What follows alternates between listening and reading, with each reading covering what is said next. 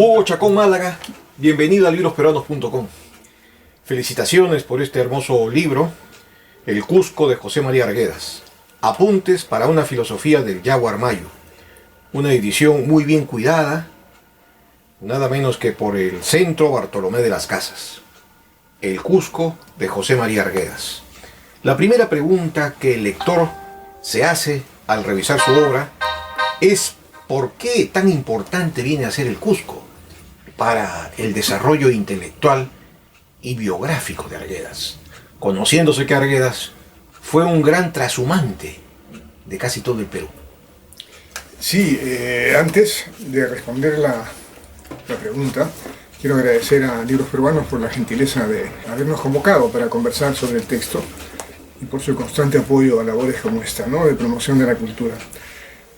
Y agradecerle también a usted su tiempo y su interés por conversar sobre este tema, Gustavo. Muchas gracias.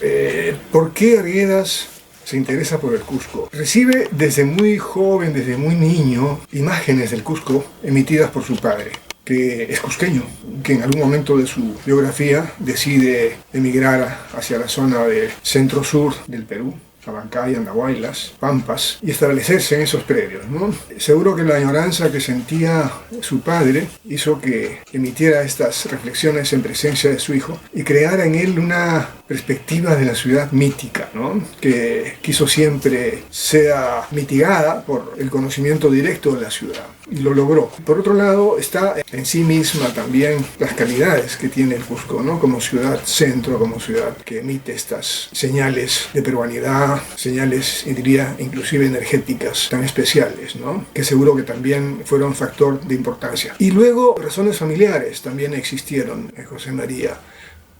Recordemos que en el Cusco radica su hermano Pedro, radica desde siempre y fallece en la ciudad. Su hermano Pedro funda familia allí, extiende su herencia biológica y pues se hace cusqueño, ¿no? A pesar de, según entiendo, él haber nacido en Huanipacan. Pedro es el último hijo del padre de Arguedas. Ahí hay también un factor importante. Y yo añadiría otro más, que es muy controversial ahorita en este momento aún, y es la existencia de una personalidad importantísima, creo yo, en la vida de Arguedas, que es Juanita Tejada. Es a quien dedico el libro, como habrán podido usted ver. Efectivamente, me llamaba mucho la atención esta dedicatoria. Claro, dentro de su trayectoria intelectual es comprensible, porque usted es defensor de la tesis de que Juanita Tejada es su madre, su verdadera madre, y esto lo contrapone a casi todas las interpretaciones arguedianas. Pero vayamos con más pausa. En la segunda página aparece una dedicatoria, un epígrafe en quechua. Bueno, disculpe usted mi ignorancia de la traducción del quechua, pero ¿qué significa? Yo tampoco soy hablante del quechua. Yo soy un partícipe de la etnia quechua de habla castellana. Es mi identificación, mi identidad. Lamentablemente no tuve la oportunidad y no hubo ocasión de aprender el quechua, pero es un poema que Arguedas denomina Llamado a los Doctores, y que es una invitación al diálogo y a la comprensión intercultural con quienes vienen en helicópteros, ¿no?, y se distancian de la cultura ancestral de una manera tan notoria, como ocurrió en conocido evento del Instituto de Estudios Peruanos, ¿no?, donde un grupo de intelectuales critican su obra y la señalan con una serie de características que Arguedas lo conduce a una depresión y a un desentendimiento y a una incomprensión de su propia obra, ¿no? De ahí proviene esta cita de las primeras páginas del libro. Ahora, el libro está dividido en 10 capítulos, más un anexo fotográfico y una bibliografía. El primer capítulo se llama Víctor Manuel Arguedas, el padre cusqueño. Efectivamente, este padre cusqueño fue el primer arraigo al Cusco. Sí, en términos objetivos, porque la relación de José María con el abuelo, de quien llevaba su nombre, no está investigada. Pero yo creo que hay una relación anterior de Arguedas con el Cusco a través de lazos familiares en la persona de este abuelo, ¿no?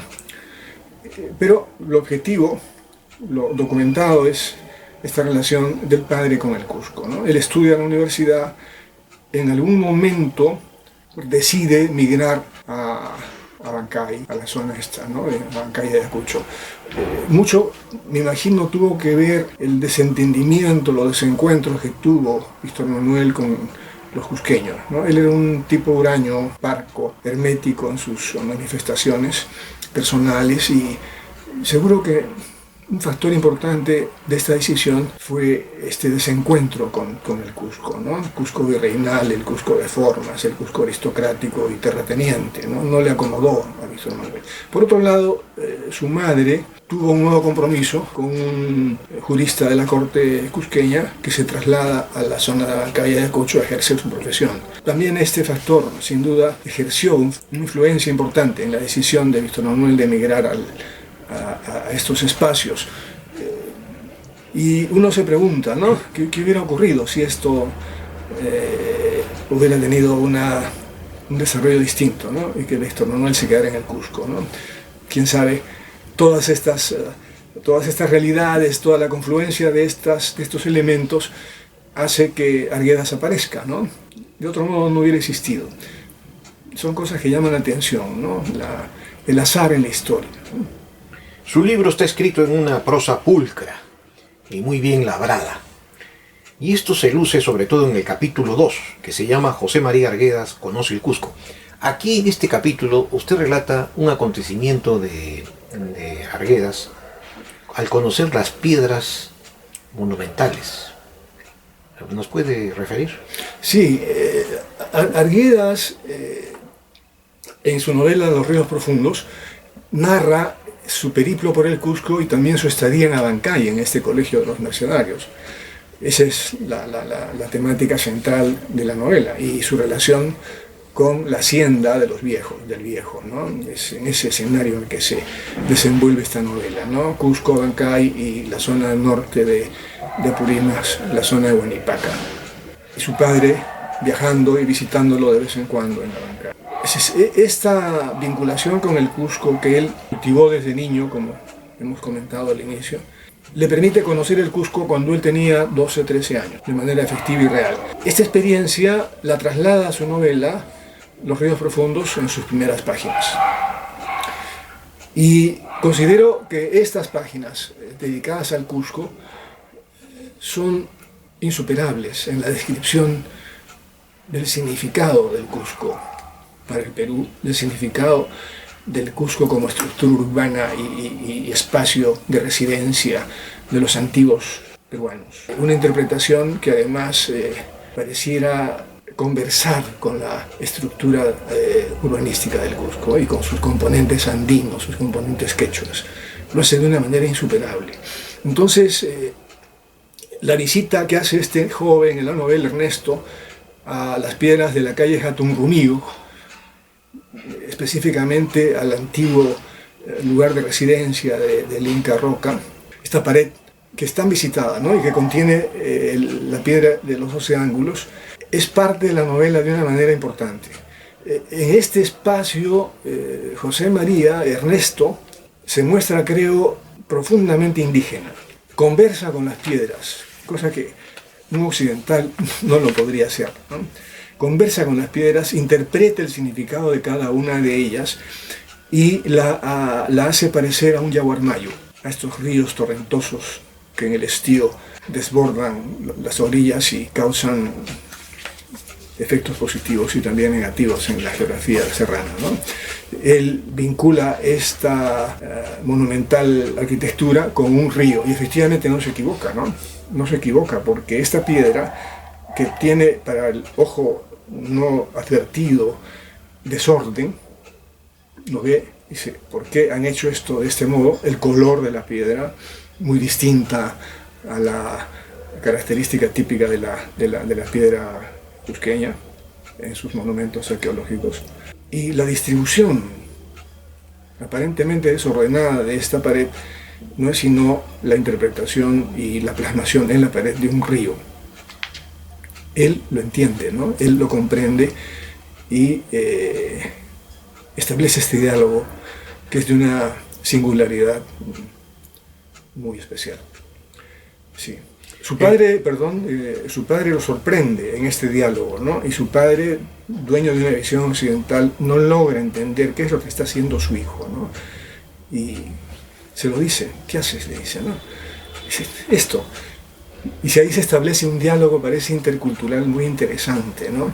Que tampoco ha sido muy advertido por los estudiosos, ¿no? Y que en el libro me preocupo por tocarlo. El capítulo 3 se llama Laborando en Sicuani. Hay muchos hechos que usted pasa revista, pero entre todos ellos llama la atención la novela Jaguar Fiesta y la polémica con César Falcón. ¿Por qué estos dos acápites serían importantes en su labor en Sicuani? Él arriba a Sicuani el año 39, luego de haber sido salvado de la cárcel por gestiones de los amigos, gente que lo quiere, y por la propia también debilidad del régimen, que ve necesario liberarlo. Está sin trabajo y encuentra la oportunidad de laborar en Sicuani en el recién inaugurado Colegio Pumacahua. Se va, muy ilusionado y contento de volver a la sierra. Ha dejado de vivir en este espacio muchísimos años, ¿no? Desde el año 30, que reside en Yauyos. Y se va con Celia, se casa en Sicuani con Celia. Los padrinos son gente del lugar, cusqueños. Quilco Baraca, poeta, gran amigo suyo, el hermano de Quilco. También ofician de testigos o de padrinos en la boda sicuaneña. Y se establece allí como profesor. Enseña a los niños de la primaria castellano, geografía, etc. Y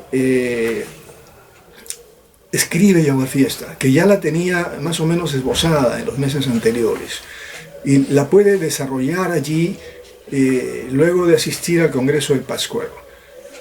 Obtiene seguramente una licencia, un espacio de tranquilidad y termina, no diría que termina, inicia con profundidad la redacción de esta novela.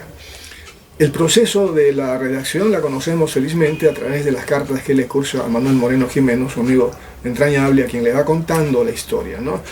Y tiene la intención de presentar, y lo consigue, esta novela a un concurso, ¿no?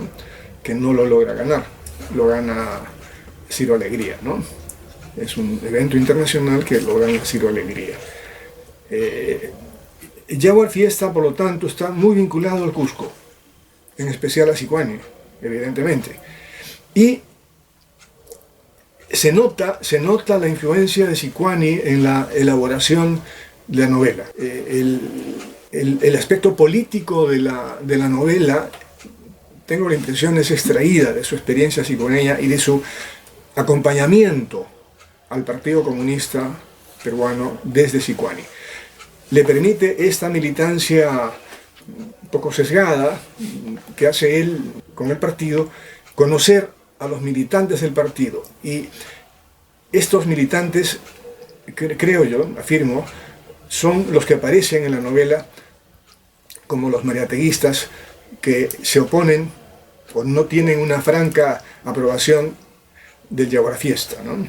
Es un grupo de militantes que han nacido en la zona donde está desarrollada la novela, pero residen en Lima y tienen un círculo socialista y se reúnen en un local donde la figura de Mariátegui preside las reuniones, ¿no? Este grupo tiene un comportamiento que Arguedas describe y critica, ¿no? Porque no se identifica con los comuneros de la novela, que tienen una percepción y una perspectiva de vida y una visión de la fiesta, y más allá de la fiesta de la sociedad distinta, ¿no? Esta figura específicamente de los militantes no la hubiera podido obtener él en los espacios donde creció. Lo conoce en Sicuani. Esta discrepancia suya con este grupo de comunistas que residían en Lima podría permitir elucubrar un socialismo de tipo incásico, comunitario, del Ayu, como el de Hildebrando Castro Pozo. Es un tema que aún no ha sido discutido, investigado a profundidad. El socialismo de José María Arguedas, que es innegable, porque él mismo se declara tributario de esta vertiente ideológica. Él mismo se declara así y indica que la lectura de los libros marxistas le ordenaron la vida. Sin embargo, observamos que su producción intelectual está muy lejos del pensamiento socialista. De este socialismo dogmático de Moscú, tributario de esos partidos europeos. Por lo menos no del socialismo que él adquiere, ¿no? No sé si fue un socialismo totalitario el que él asumió y entendió, yo pienso que no. De ese socialismo.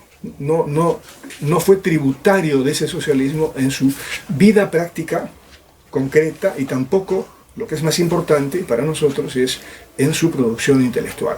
Esto se puede graficar del siguiente modo, ¿no? Si nosotros verificamos la cantidad de hojas que le ha dedicado Arguedas al socialismo, vemos que son 2 o 3 o 4 o 5, ¿no? El discurso de agradecimiento al premio Garcilaso, el año 68, es la evidencia más clara. Por ahí algunos cuestionarios que él responde sobre el tema, 3 páginas, 4 páginas, al final de su existencia también, pero luego no recuerdo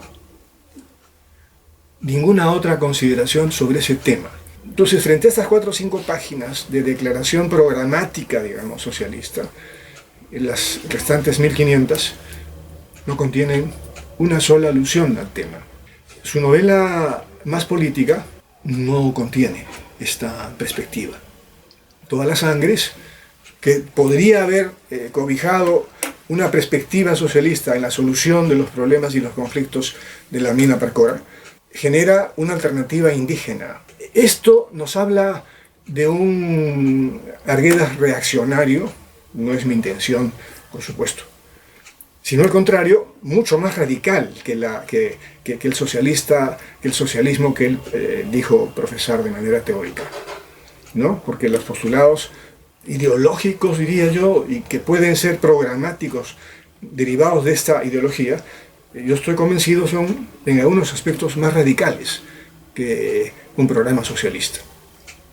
Entonces ahí hay un tema, ¿no? Ahí hay un tema muy importante que a mí me hace ver que Luis de Valcárcel derrotó a Mariátegui en la mente de José María Arguedas. Luis de Valcárcel, que es estudiado en el libro, y la influencia que tuvo Luis de Valcárcel en Arguedas es mucho más importante y mucho más decisiva en el desarrollo de su obra, en el desarrollo de su propia vida personal, que José Carlos Mariátegui. Esto no es un tema para celebrarlo, no es esa mi intención, es un tema que hay que objetivarlo y hay que analizarlo con claridad y con sencillez. Así aparece en la estructura de la vida y la biografía de José María. Pero después de la obra de Luis de Valcárcel aparece otro gran trabajo de otro gran pensador andino, dedicado al indio, se llama el indio, ¿no? ¿Uriel García? Uriel García. ¿Usted encuentra alguna huella, un impacto de Uriel García en Arguedas? Sí, Uriel García postula la idea de un nuevo indio, ¿no? Él postula un mestizaje, ¿no? Más cerca a Arguedas, más cerca al Arguedas temprano. Él después, entiendo, desde mi punto de vista, Arguedas se distancia de esta posición. Pero en ese momento inicial, estamos hablando de los años 40, 45, creo que tenemos que reconocer que está más próximo a Uriel García que a Luis de Valcárcel. Luis de Valcárcel después rectifica su posición inicial y la torna en una visión cultural que coincide mucho con Arguedas, ¿no? Y ambos lo reconocen. En ese sentido, sí, Uriel García logra esta cercanía ideológica con Arguedas más cercana, ¿no? Pero, ojo, y es importante mencionar que Arguedas nunca postula una idea de nación andinista, tahuantinsuiana, como algunos creen y algunos piensan, ¿no? Es un tema para conversar, es un tema vasto. Claro. Y perfilando ese tema, usted abarca en el capítulo 4, amigos cusqueños, y hace una enumeración de los más connotados que tuvo en el Cusco. Y ahí resalta, ya usted se refirió a Luis de Valcárcel, pero también a Jorge Alira, el padre Lira. ¿Fue realmente una colaboración estrecha con el padre Lira? Sí, por varias razones. Lira es una oveja negra en la familia, no pudo su sacerdocio domesticar su rebeldía y se declaró un amigo de la cultura de la raza indígena. Eso le trajo muchos inconvenientes y seguramente discrepancias con la propia iglesia. Era tildado de ser un cura comunista, ¿no?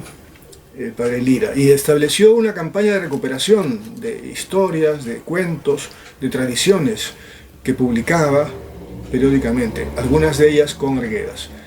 Finalmente elaboró un diccionario que es de consulta importante para quienes tenemos interés en esto, ¿no? Lira, además, es importante porque podemos conversar esto quizá un poco más adelante, pero bueno señalarlo en este punto.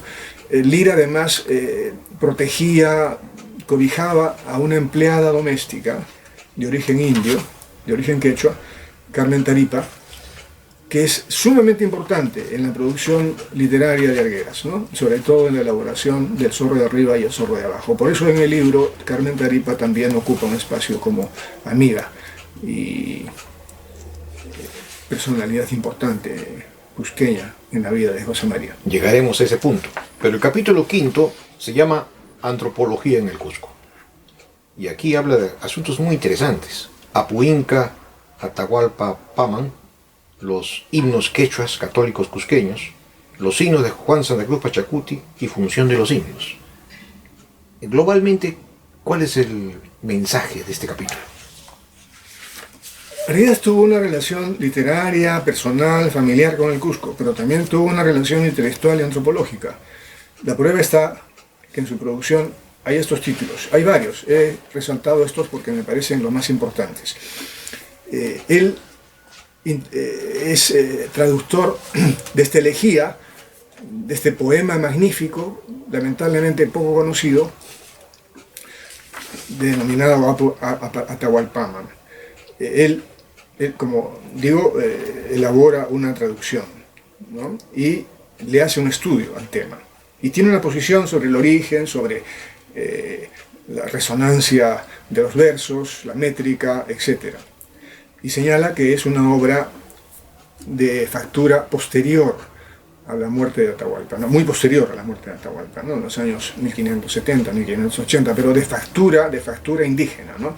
Y es importante porque la poesía de Arguedas, si uno compara la poesía o los versos que están contenidos en Apu Atahualpaman Inca, si compara los versos, recalco, y coteja teniendo a la vista estos dos elementos, la poesía llamado a los doctores, el canto a Tupac Amaru, el canto a Cuba, al Jet.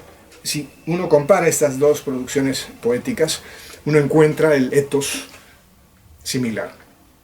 Es la misma estructura, el mismo ethos, como dice el mismo sentimiento, la misma actitud ante la vida, el mismo dolor profundo de lo que ha ocurrido en el Perú con la llegada de los invasores. Esta comparación hay que hacerla, y no solamente quizá con Apu Atahualpaman, sino también con los signos que recoge Santa Cruz Pachacuti. Hay una continuidad con las canciones y poemas que recoge Bomán Poma, y compara con la producción poética de Arguedas. Estamos entonces con evidente facilidad comprobando que es una producción que marca una continuidad de 500 años, ¿no? Y demás, porque si introducimos a dioses y hombres de Huarochirí y las canciones y los temas que también ahí se contienen, encontramos a una continuidad de milenios, ¿no? Algunos críticos, como Pierre Dubiols, no lo han sabido ver, ¿no? No lo han sabido interpretar. Y yo creo que hay esa importancia puntual, por ejemplo, en el tema de Arguedas y su labor antropológica en el Cusco.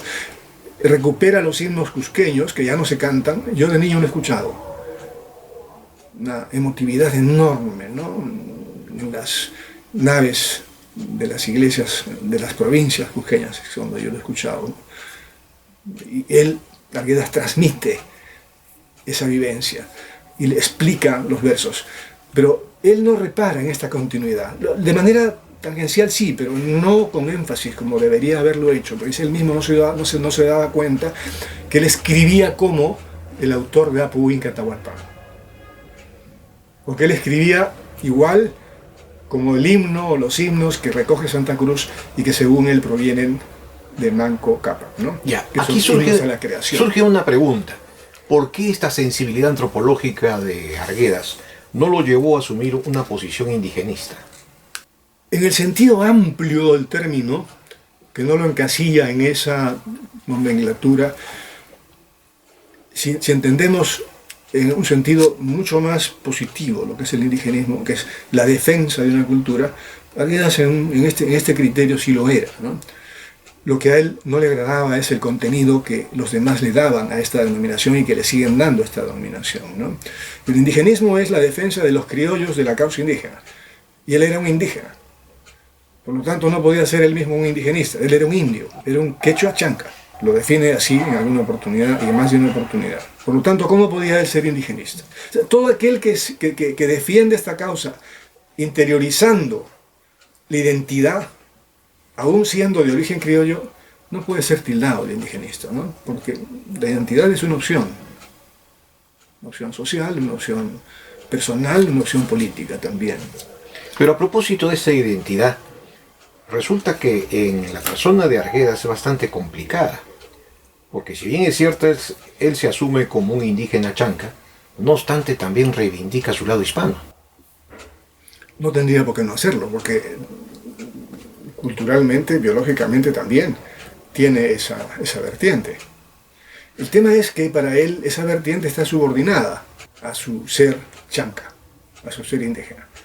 No lo expresa con amplitud, digamos, ¿no? No lo grita con amplitud, ¿no? Eso es cierto. Y yo creo que esto tiene que ver mucho con la enorme construcción de marginalidad y de condena que se ha hecho a través de los siglos de las culturas ancestrales en el Perú, ¿no? Es un escenario donde para ser respetado no hay que ser indígena, ¿no? O sea, el racismo implícito en las clases criollas fue lo que lo coaptó. No se puede dar una afirmación tan rotunda como esa, ¿no? Pero creo que hay en el análisis un factor de esa naturaleza. Arguedas no se pudo sustraer a la carga política e ideológica que este sentimiento hegemónico, ¿no? Excluyente, esta monoculturalidad etérea, falsa, que nos domina, ¿no? Hizo mella también en Arguedas, ¿no? Claro. El capítulo 6 se llama Promoción de la Cultura, y allí usted aborda la Escuela de Cine del Cusco, el Inti Raymi y otros aspectos. Lo más resaltante quizás sea el Inti Raymi. Sí, hay creo varias acciones de Arguedas en el Cusco que tienen tanta importancia como su participación en la organización del primer Inti Raymi. Usted lo acaba de decir, él forma parte de la comisión por parte del gobierno, el gobierno envía una delegación y Arguedas es parte de ella, ¿no? A colaborar con los que habían germinado la idea de volver a escenificar las fiestas de Inti Raymi en junio. Él colabora con el primer libreto, opina sobre las vestimentas, sobre la organización del evento. Ahí hay una realidad que es también poco conocida, pero luego también es partícipe de la organización de las escuelas regionales de arte en el Cusco. Él tiene una participación decisiva. Tiene una vinculación con la escuela de cine cusqueña. La tiene con un conjunto de intelectuales muy importante con los que mantiene una relación a través del tiempo, permanente y continua, ¿no? Efraín Monoteves es uno de ellos, ¿no? Por ejemplo, el antropólogo Núñez del Prado, en fin. Claro, el capítulo 7, sí, el capítulo 7 es muy singular. Usted aquí enumera otras amistades cusqueñas. A Carmen Taripa, Francisco de Ávila y Hugo Blanco. Bueno, de Hugo Blanco se conoce. De Carmen Taripa casi no se conoce. Y lo que más sorprende es encontrar como una amistad a Francisco de Ávila. Obviamente que usted lo hace de manera literaria. Sin embargo, hay una innegable amistad intelectual con el legado intelectual de Francisco de Ávila, lo cual resulta un enfoque muy interesante. Sí, comparto esa opinión. Fue, digamos, una revelación, ¿no? El entender que Ávila debía ser contado entre las amistades de Arguedas. Luego de pensarlo, no me fue difícil mantener esta convicción. Sí es un amigo de Arguedas, ¿no? Sin Ávila, personaje además singular, ¿no? Un poco estudiado, ¿no? Y que de manera indirecta ha contribuido al desarrollo del pensamiento ancestral en el Perú, a la reproducción, a la reconstrucción de una manera decisiva, sin proponérselo. A pesar de ser un adalid de la extirpación de idolatrías, recordemos que él conserva en su biblioteca, que de alguna manera llega a España y que los estudiosos contemporáneos la descubren y abren su biblioteca, y que encuentran allí, encuentran dioses y hombres de Huarochirí. En esa biblioteca encuentra la relación de antigüedades de este reino de Santa Cruz Pachacuti. Esos dos elementos son suficientes para congratularnos de la existencia de Ávila, ¿no? Creo que la historia de las ideas en el Perú sin esos dos documentos no serían las mismas, ¿no? Entonces Ávila tiene esa relación con él muy importante, ¿no? Este personaje, hijo expósito, ¿no? De tantas ambiciones personales, y que jesuita, fue uno de los pocos jesuitas mestizos que logró vestir la sotana de San Ignacio de Loyola, ¿no? Después de él creo que no hubo uno más. ¿Y Carmen Taripa? Carmen Taripa es una indígena que probablemente él conoció en Sicuani, donde también estaba el cura Lira, como párroco de Maranganí en esa época, cuando él era profesor en Pumacahua. Se conocen muy probablemente en ese espacio, y conoce él a Carmen Taripa desde ese momento. Cuando el cura Lira es trasladado al Cusco, a La May, una localidad cercana al Cusco, él accede a este espacio acompañado de Carmen Taripa también. Y él entonces tiene oportunidad de escuchar las historias que Carmen Taripa cuenta, ¿no? Era una narradora eximia. Él narra esta historia y cuenta esta historia con mucha elocuencia, ¿no? Y le reconoce el enorme valor que tuvo para la construcción del personaje del zorro en su novela El zorro de arriba y el zorro de abajo. Ávila también tiene un papel importantísimo en la elaboración de la novela El zorro de arriba y el zorro de abajo. Lo estoy descuidando, porque en la traducción de estos papeles de Ávila en relación a Huarochirí, que luego Arguedas lo denomina Dioses y Hombres de Huarochirí, nombre hermoso, descubre el zorro, ¿no? Descubre este diálogo de zorros, ¿no? Los zorros se encuentran en un espacio intermedio entre la cumbre y la costa, en el Valle de Yauyos, y conversan, ¿no? Conversan esos dos zorros, ¿no? Y definen la novela de José María. Y junto a esta definición aparecen las figuras míticas que Carmen Taripa le cuenta, ¿no? Le cuenta. Él llega a nombrar a Carmen Taripa como una equivalencia en su espacio a García Márquez. Lo dice en sus crónicas, ¿no? Para que él, que conocía a narradores quechuas que tenían estas cualidades, ¿no? Desde niño, tiene que haberlos conocido. Son narradores que tienen esta cualidad de la mímica y de la emisión de voces y de gestos, que yo los he visto también. Debió haber sido extraordinaria esta impresión en José María, y superlativa en la personalidad de esta mujer, ¿no?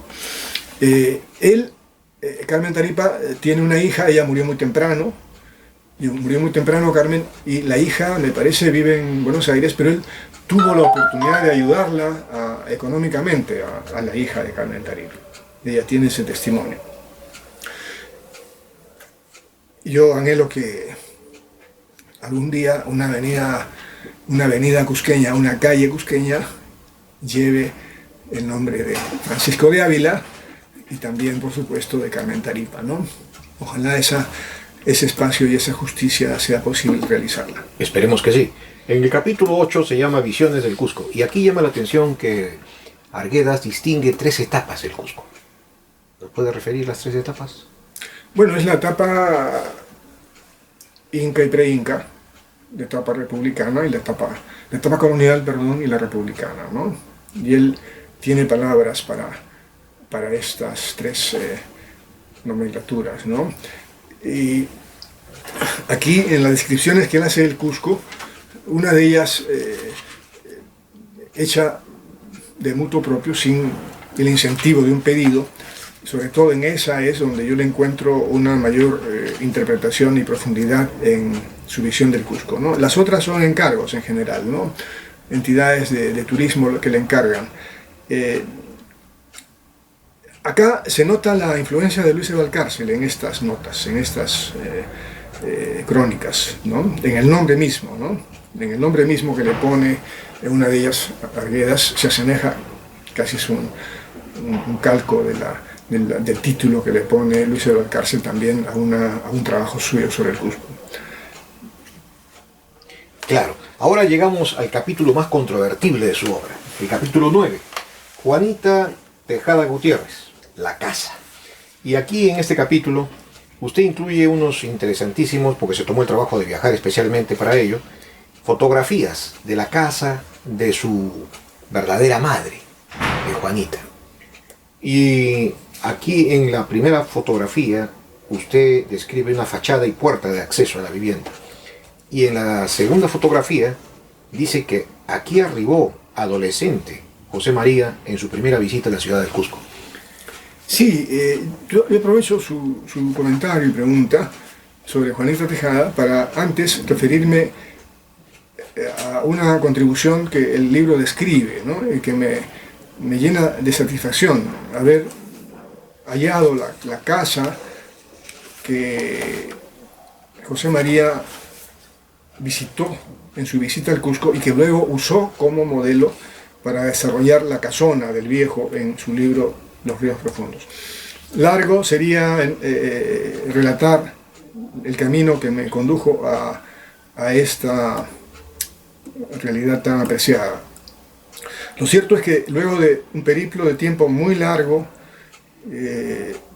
pude llegar a la casa del viejo que está en la novela y descubrir y observar que las características que conserva la casa ahora son absolutamente compatibles con la descripción que tiene José María en su novela. Es algo que me llena, lo recalco, de satisfacción. Resulta que en esta casa vivió y también falleció Juanita Tejada Gutiérrez, quien postulo yo es la verdadera madre de José María. Y descubro que ahí Juanita Tejada había tenido una habitación que ocupó hasta el fin de sus días. Y a decir de los propietarios de la casa, que son los herederos de Manuel María Guillén, Arguedas visitaba esta casa. Visitaba esta casa en sus viajes y frecuentes concurrencias a la ciudad del Cusco. ¿Y por qué lo visitaba? Visitaba a la señora, visitaba... ¿Por qué visitaba a esta señora? Sin duda porque era su madre, ¿no? Pero nunca dijo que era su madre. ¿Por qué entonces? Nunca lo dijo, ¿no? Quiero aclarar que mi posición no es absoluta en este tema, ¿no? Yo postulo que esa personalidad, Juanita Tejada, es la madre de Arguedas, pero mientras no haya pruebas más contundentes, ¿no? Mientras no haya elementos de juicio más precisos, por supuesto que no una partida de bautismo, ¿no? Claro, estas... Yo me reservo la idea de poder ser absoluto en esa definición, ¿no? Claro, sin embargo, su postura suscita muchas interrogantes. Por ejemplo, estas constantes visitas a este domicilio de Juanita Tejada indican pues que había un vínculo también sentimental, emocional. ¿Desde cuándo habría conocido que ella fue su progenitora?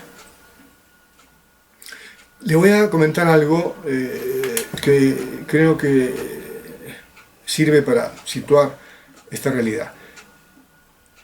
La gente que conoció a José María en Huanipaca, amigos, compañeros de colegio, familiares, no se preguntan quién es la madre de Arguedas. Todos están absolutamente convencidos y conocen que la madre de Arguedas fue Juanita Tejada. Usted va a Huanipaca y se enfrenta a esta realidad, o enfrenta esta realidad con estas preguntas a la población de Huanipaca que entiende estas cosas y conoce estas cosas, y dice, sí fue.